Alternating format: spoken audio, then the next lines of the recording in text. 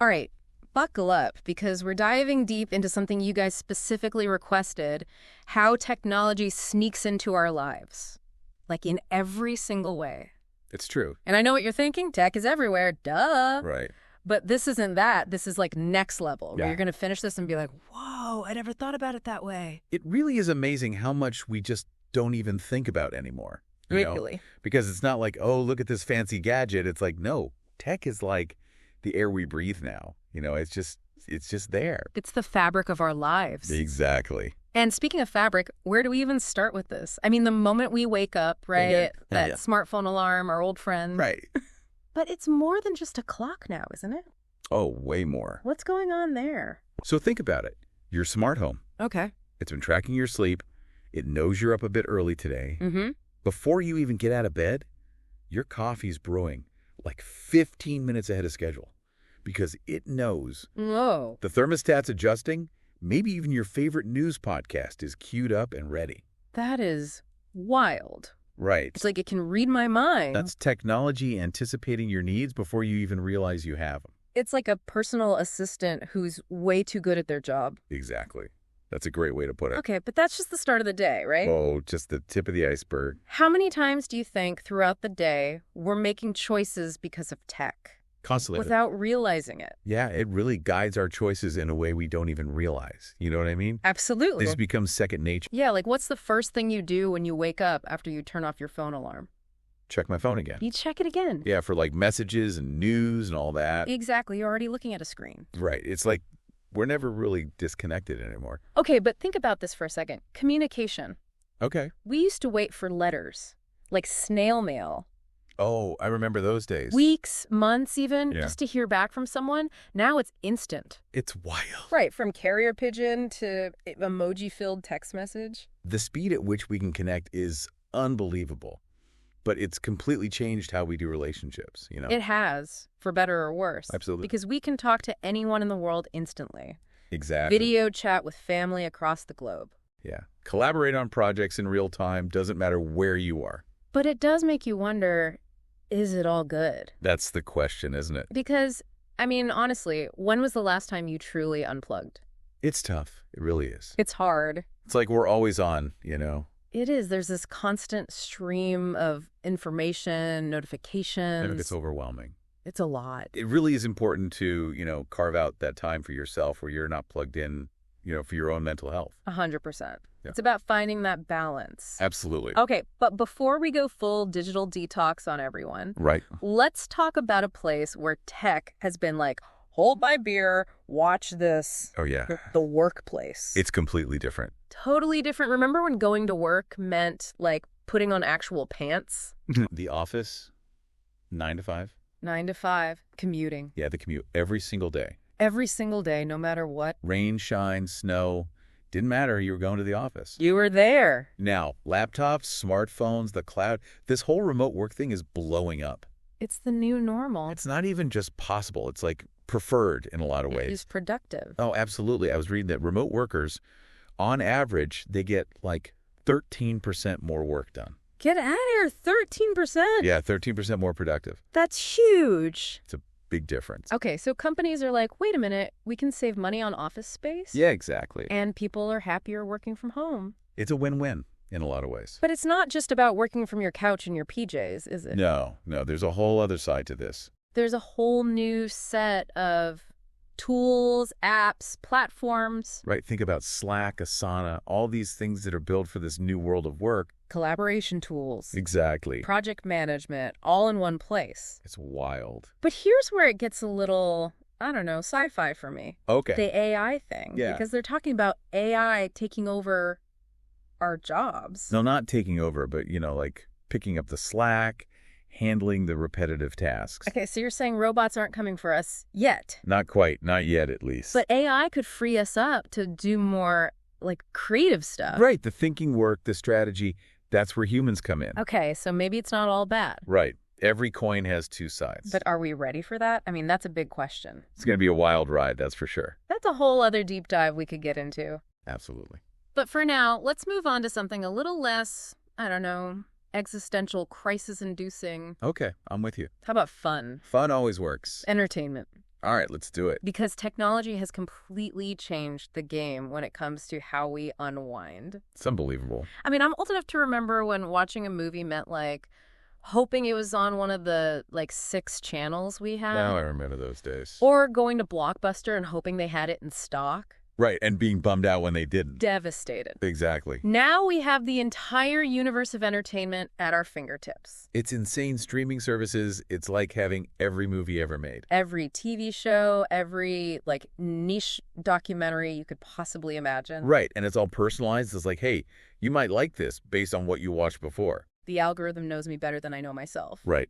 It's a little scary sometimes, but it's convenient. It is very convenient. And then you've got VR and AR, which are just blowing the whole thing wide open. VR, okay, so for people who don't know, Virtual reality. you put on the headset. Right. And suddenly you're immersed in this whole other world. It's like stepping into a movie. Exactly. You could be at a concert, on top of a mountain, anything you can imagine. I heard they're even making VR experiences based on movie sets now. Oh, really? Yeah, so you could, like, walk onto the Death Star from Star Wars. That's crazy. That's amazing. It's like the line between reality and fantasy is just gone. It's blurring more and more every day. It is. And then there's AR, augmented reality. Right, where they're like overlaying digital stuff onto the real world. Like Pokemon Go. Exactly. That's a great example. But they can be used for way more than just games, right? Oh, yeah. Imagine like walking down the street and seeing information about buildings pop up on your phone. Or directions. Exactly. The possibilities are endless. It's pretty mind-blowing. It really is. But it does make you wonder, with all this entertainment so easily accessible, Yeah. are we losing something? What do you mean? Our attention spans. Oh, right. Like, are we so used to instant gratification Yeah. that we can't focus on one thing for very long anymore? It's a good point. And they're actually doing studies on that. You know, they say like the average person's attention span is like 8 seconds now. 8 seconds. 8 seconds, which is less than a goldfish. Wow. It's pretty crazy. So we're less focused than goldfish now. Just looking that way. That's a scary thought.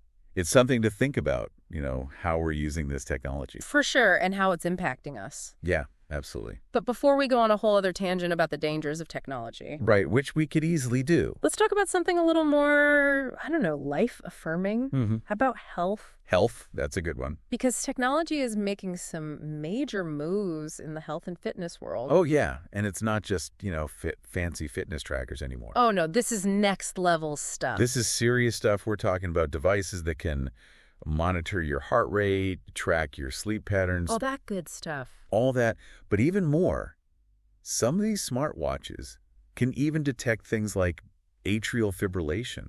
Atrial fibrillation? That sounds serious. It is. It's a heart condition that can be life-threatening. Whoa, and our watches can tell us that now. Yeah, it's incredible. People are going to the doctor because their watch alerted them to something being off. That's amazing. It's like having a doctor on your wrist. Right, and then you've got telemedicine, which has been huge, especially with everything that's happened the past couple of years. Oh, yeah, the pandemic really accelerated that.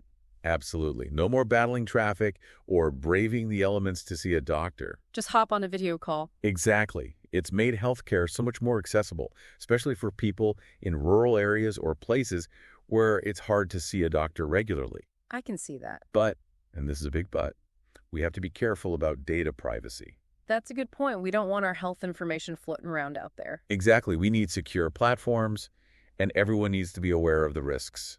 Absolutely. It's all fun and games until your medical records end up on the dark web. Right, exactly. Okay, so we've got instant entertainment, personalized healthcare. It's a brave new world. It really is, but what else? What else? What about shopping? Oh, online shopping. Online shopping, the glorious world of buying anything you could ever want with a few clicks. The convenience is amazing. It's dangerous, I'll admit. I've lost many an hour to the siren song of online shopping carts. I hear that. But seriously, the pandemic really changed the game when it comes to e-commerce, didn't it? Oh, yeah. It went from like a novelty to the norm almost overnight. Remember when everyone was fighting over grocery delivery slots? Oh, the early pandemic days, those were wild. Wild times. But now it's just how we do things. It's the new normal.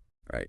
Need groceries, Order online, need clothes, order online. Furniture, electronics, you name it. Everything. It's all online now. It's amazing, but it makes you wonder about what happens to all the stores. That's a good point. The brick and mortar stores. Right, and the people who work there. It's a whole other conversation. Definitely. About the impact of technology on jobs and the economy. Absolutely. But we'll save that for another time. Another deep dive. Another deep dive. Yeah. Exactly.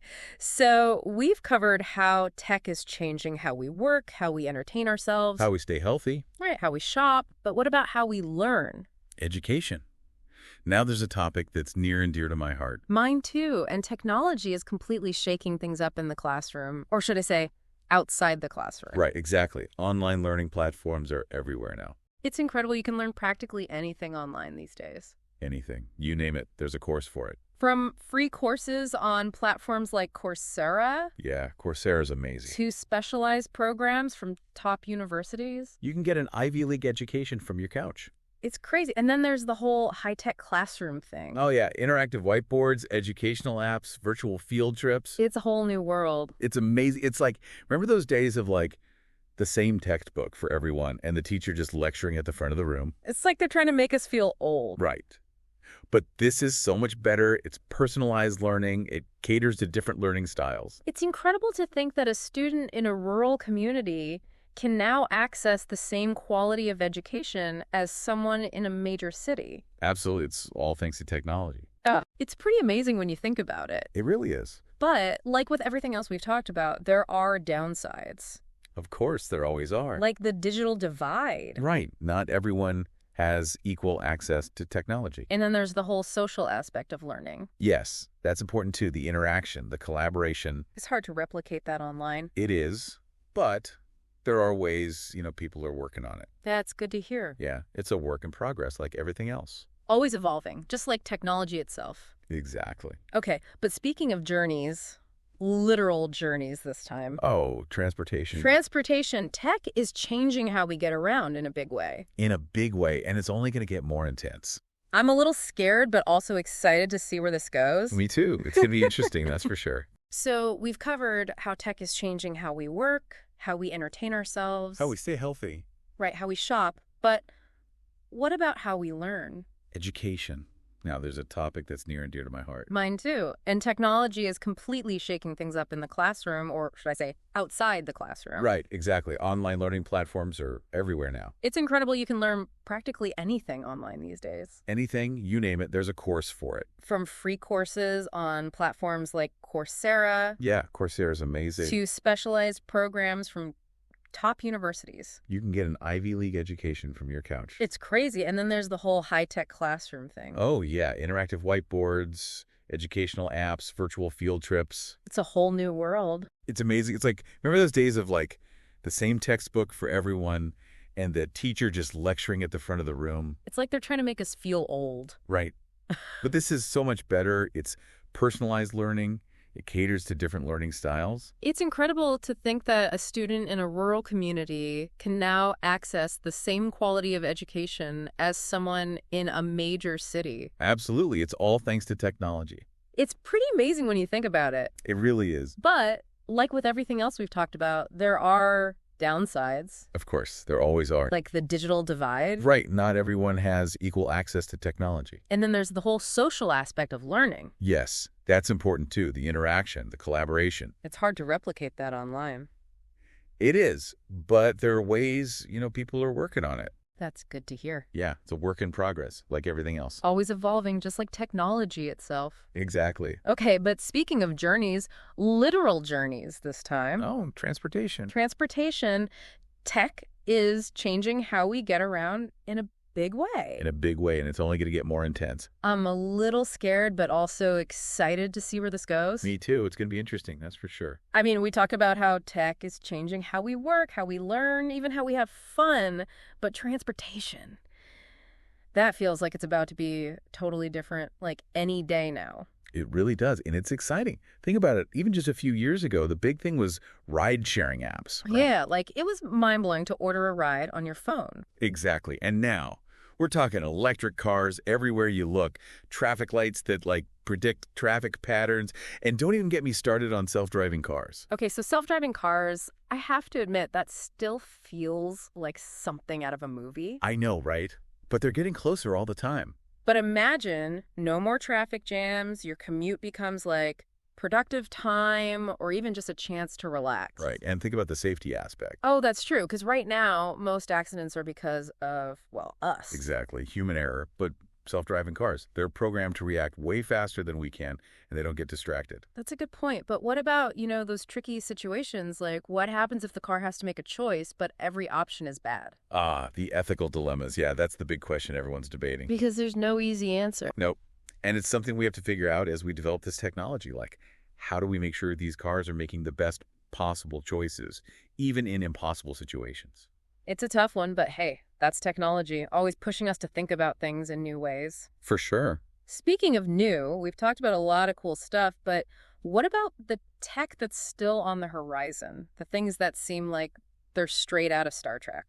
Our source material actually talks about a few big ones like 5G. Oh, 5G, that's more than just faster internet on our phones, right? Way more. Think of it like this.